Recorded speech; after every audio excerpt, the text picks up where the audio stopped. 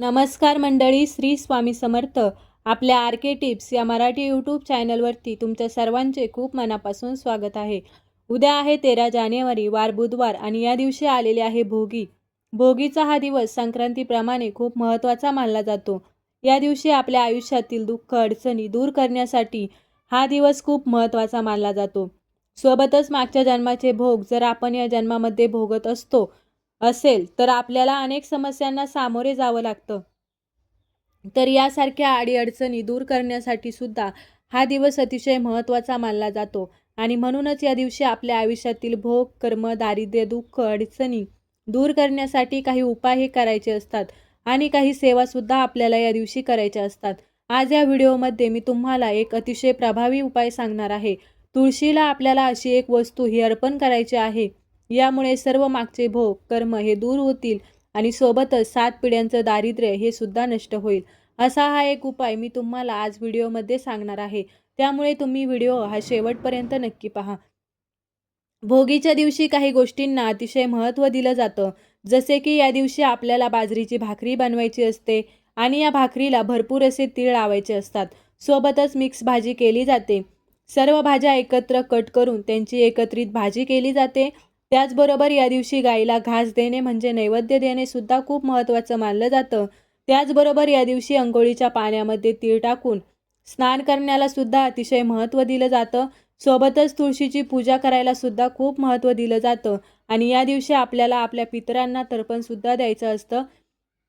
आपल्या पितरांची सुद्धा सेवा करायची असते. जर आपण भोगीच्या दिवशी या सगळ्या गोष्टी जर केल्या तर नक्कीच आपले मागचे भोग, आपले वाईट कर्म, पाप जे आहे तर त्यातून आपली मुक्तता होत असते आणि आपल्या अडचणी सुद्धा दूर होत असतात. आपल्या हिंदू धर्मामध्ये तुळशीला अतिशय महत्त्व दिलं जातं. कुटुंबात धन समृद्धी, सुख समृद्धी नांदावी यासाठी तुळशीची पूजा ही केली जाते. आणि पहा, या भोगीच्या दिवशी तुळशीचे झाड हे खरेदी करून आणणे अतिशय महत्त्वाचं मानलं जातं. जर तुमच्या घरामध्ये तुळस नसेल तर आवर्जून तुम्ही या दिवशी तुळशीचे झाड हे खरेदी करून आणू शकता. आपल्या घरी असणारं झाड हे सुकलेलं असेल किंवा त्याची वाढ होत नसेल, खराब झालेलं असेल तर तरीसुद्धा तुम्हाला ते काढून टाकायचं आहे आणि त्या ठिकाणी नवीन झाड हे ते आपल्याला तुळशीचं लावायचं आहे. या दिवशी आपल्या घरामध्ये तुळस आणल्यामुळे या तुळशीच्या झाडासोबत घरामध्ये माता लक्ष्मीचा प्रवेश होतो असं म्हटलं जातं. या दिवशी तुळशीची पूजा केल्यामुळे आपल्याला अनंत पटीने अधिक फळ मिळत असतं. भूत, पिशाच, ब्रह्म, राक्षस, दानव इत्यादी सर्व तुळशीच्या पूजनाने आपल्यापासून लांब राहतात. आपल्या घरामध्ये किंवा घराच्या आसपास नकारात्मकता ही सुद्धा प्रवेश करत नाही. तसेच जर आपण या दिवशी तुळशीची जर पूजा केली तर आपल्या मनामध्ये कुठलेही वाईट विचार सुद्धा येत नाहीत. सगळे वाईट विचार हे नष्ट होतात. यामुळे आपल्याला उद्या सकाळी लवकर उठायचं आहे. अर्थात भोगी आहे म्हणून आपण सकाळी लवकर उठणार आहे.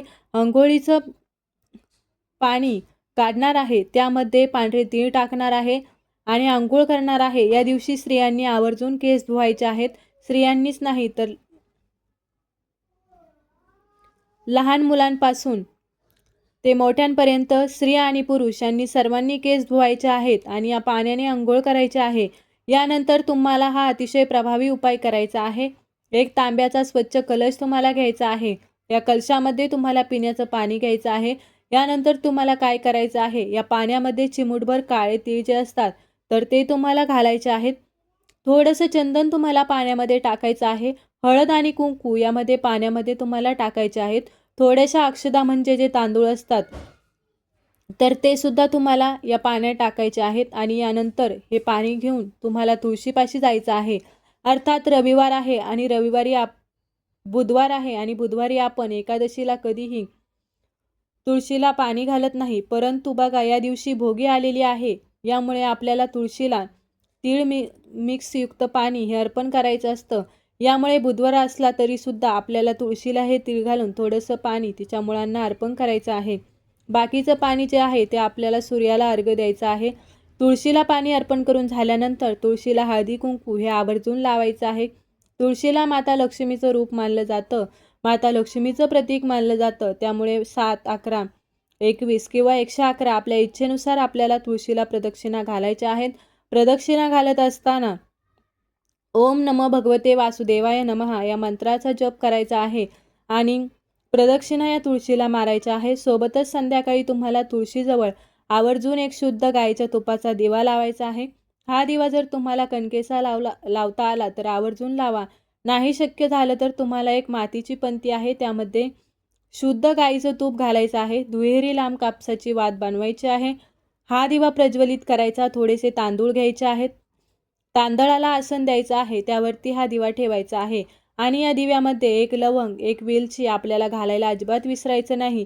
यामुळे आपल्या घरामध्ये पैशाच्या अडचणी दूर होतात, घरात अखंड लक्ष्मी प्राप्ती होते आणि दारिद्र्य हे नष्ट होत असते. यामुळे आपल्याला एक वेलची आणि एक लवंग आवर्जून या दिव्यात टाकायचे आहे.